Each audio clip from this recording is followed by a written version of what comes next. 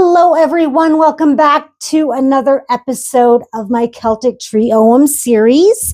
We are on the third shrub of the third branch, and we are discussing Ngetal, NG, which can be the reed, the fern, or the broom, whichever territory you lived in. So we'll be talking about the reed and the fern.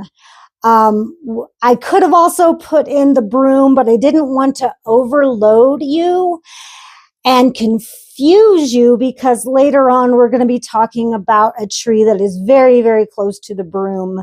So I thought I would opt to talk about the fern and the reed today, since they are pretty dominant as far as how much research there is about these two. They're not really shrubs, at least not the reed, but the fern is pretty dominant. So I chose to talk about these two. So Ngetal is called the physician's strength, and it's called that because you have to know, a physician needs to know when to heal and when to actually perform surgery.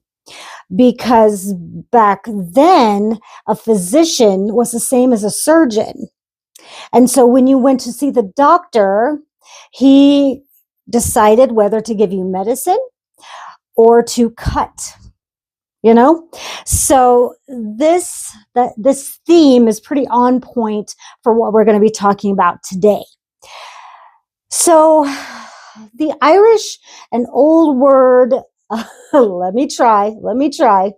You know how I butcher the Irish, but Gaelocht, which means both reed and broom, and can also refer to raffia, bamboo, and rushes. So we're going to talk about that. So you can see the lovely cattails, which are rushes. Love to play with those. I can still remember how they feel in my hands, even though I live in the desert now. I'm from Missouri, and we'd go to the lakes and I'd play with those cattails. Love, love, love them. As you can see, the reed is a very, very tiny, very, very tiny stalk, and we're dealing with 3 slashes for that, as you can see here. So I talked a little bit about herbal lore and surgery, and how healing and harming kind of, you had to weigh it. You really did back then, because it was really easy to harm someone who didn't need surgery, or harm someone who really didn't need medicine and actually needed surgery. So we're dealing with a very delicate balance there. Now, Ngetal teaches psychic and psychological hygiene, flexibility, clarity, and resourceful initiative to make wisdom. You had to really balance the two to make the right decision. Now, Druids associated reeds with wisdom, while Celts linked them to music, crafting whistles for storytelling. Now, despite its later vilification as a betrayer of Jesus, the reed's earlier associations with knowledge and protection persist in cultural consciousness. Now, in Japan, the common reed symbolizes impermanence, a poignant reminder of life's transience. Now, Native American cultures hold it in high regard for ceremonial use, attributing it to spiritual importance. The reed's resilience and strength are celebrated in African societies, embodying the tenacity of the human spirit. Even in neo-pagan beliefs, the reed is linked to the goddess Brigid, revered for protection and healing. And in Celtic mythology, reeds were protective, used in talismans and Brigid's cross, a symbol of safeguarding against evil. Its presence in rituals and traditions underscores deep-seated reverence that transcends mere utility. Now, musical instruments like flutes and pipes owe their healthy tunes to the common reed.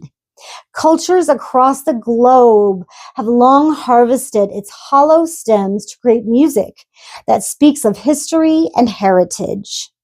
This natural material not only resonates with cultural expression, but also sustains the tradition of handcrafted artistry, hitting a high note in sustainable practice, pun intended.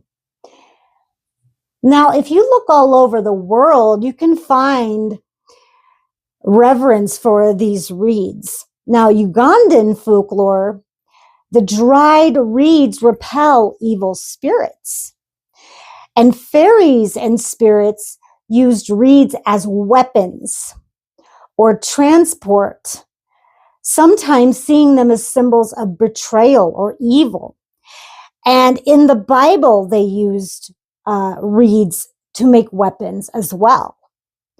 Now, there's a Japanese myth. I'm going to really try hard to pronounce this correctly. A reed called Kunetakatoki was the first object to arise from chaos. And that's him right there. In the Philippines, the first humans emerged from a split bamboo reed, and that's what you can see here as well. And a field of reeds in Egyptian folklore was the paradise afterlife for qualified souls. So if you died and were a purified soul, you could walk through this field of reeds. That was your paradise. Now, their growth from the water reaching up to the air mirrors spiritual growth and transition. And then the Sufi tradition, I'm sorry, not religion, tradition. Rumi says the reed called the ney flute symbolizes the soul's painful journey from its source towards divine perfection. And the wailing notes that the ney flute made embody the soul's cry after being severed from its divine source, much like the reed is cut from its bed. Isn't that cool? I thought that was pretty neat. All right, on to fern. Well, we all know what the fern looks like, but let's find the face. Well, there it is right there. 2 eyes, nose, and he's always got his mustache, and the mouth is where the waterfall comes out. Isn't that cute? I love finding the faces. It's like a little game for me. Okay, so the fern is seen first of all as a preserver, offering shelter to those in need. Although it has other properties, it's believed that in magical power, it is derived from the idea that the fern bloomed and produced seed for a brief period during the night of the summer solstice, and that according to the 17th century herbal, it carried its seed, which are almost invisible to the naked eye, on the back of the leaf. Now, in an attempt to explain this phenomenon, the fern has ascribed other wondrous properties. For instance, anyone who succeeded in collecting the seed would become invisible. And those courageous few often went into the woods at midnight to seek them, though it was said that evil spirits kept at bay anyone who searched for the flowering fern. Yep. Now, this curious piece of lore is referred to in Shakespeare's Henry IV, Part 1, in which Gadshall says, "We have the recipe of fern seed, we walk invisible." Yeah. Now, in the further north, when the night became as light as day, the fern's bloom was said to glow like an ember, its spectral appearance announced by thunder. And this led people to believe that the fern grew where treasure was buried. I can see that. I mean, if it glows, and you don't know where that light source is, I could see it pointing to, oh, it must be treasure. Now, the Finns believed that orphaned children were most likely to obtain the seeds, presumably because they might be changelings, right? Now, fern seeds were said to be guarded by trolls who would try to snatch them away from anyone who persevered in their quest for wealth and magical powers. And one Irish tale tells the story of a man who went to gather fern seed and reported that spirits whispered by his ears, sometimes striking his hat and other parts of his body. But the man persisted, and when he thought he had enough and had secured the magical seeds in a box, he went home only to find that the box was empty. Where'd they go? Where did those seeds magically disappear to? Now, in Britain, it was said that the seeds could only be caught on pewter plates. Some held that 11 stacked plates were required, since the seeds had the property of passing through all the rest and were finally caught on the last plate of all. Isn't that crazy? Where do they come up with this stuff? I have no idea. But I thought that that was pretty neat and had to tell that story. All right, down to practical and magical uses. Now, they were used to invoke air spirits for clear thinking and communication. You could throw broom, reeds, or rushes into the air to raise the winds, or bury them and bury the ashes to quiet them. Now, Ngetal is useful in helping maintain invisibility and protection when needing to go unnoticed. So remember that you can always use your sigil, right? Be a very good way to have it be a little bit of a cloaking device, right? Use Ngetal sigil for shamanic journeying, to clear mind stagnation or stuck emotions. Use the Ogham for Ngetal for shielding yourself when performing magic on the sly. Reed represents direct action, accuracy, and focused aim toward the center of what you desire. So it's perfect for setting your Ogham intention for any type of manifestation. When you're going through big transition in your life, use Ngetal energy to let go of one cycle and set the intention for the new. So here's your linked concepts for Ngetal. Are you ready?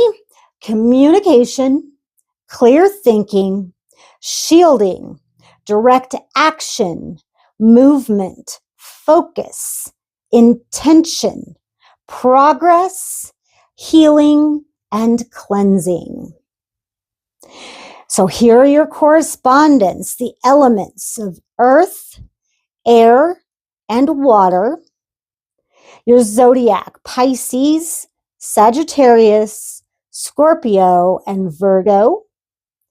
Your deities, Mannanan, the Morrigan, Pan, Poseidon, Rhiannon, Athena, Artemis, Hecate, Lilith, and Caradwyn.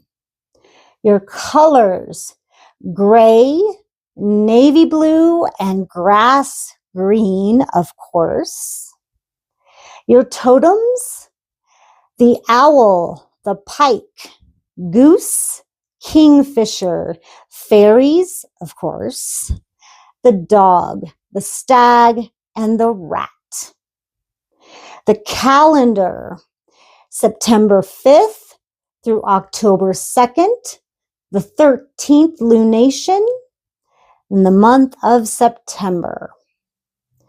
Now, your related species, Fabaceae, I think I'm saying that right, would be your cattails and your broom. Also, wheatgrass. So, healing. Now, remember I said last week that as we progress through, your physical healing is going to become less and your spiritual healing is going to become more, right? So herbally, male fern is known to be good for clearing the head via steam inhalation and was once used as a part of a remedy to expel tapeworms. It is toxic, however, and should only be used by qualified herbalists and is sometimes known in ancient literature as the worm fern. Ew. So the vibrational essence of Ngetal can assist in shamanic journeying, divination, and in the clearing of mind stagnation or stuck emotions. Okay? In divination, if you pull the reed, broom, or fern, if you pull Ngetal, we're just going to call it that. With the roots down upright, it can mean healing, sweeping away negative energies, purging, detoxing, or taking shelter. In reverse, roots up, it could mean illness, disease, the need for healing, and being exposed, right? So needing shelter, like the fern. All right, that was Ngetal. I hope that you enjoyed it. It was a little shorter than most, but like I said, we're getting through the introspection. And then we're going to be moving on to the vowels, which are going to be the branch of transformation. So 2 more to go, and we're on that last big branch, and then we'll be moving on to the extra letters. So we're making it through. We're over halfway. So thank you guys so much for joining me and for all your likes and all your comments.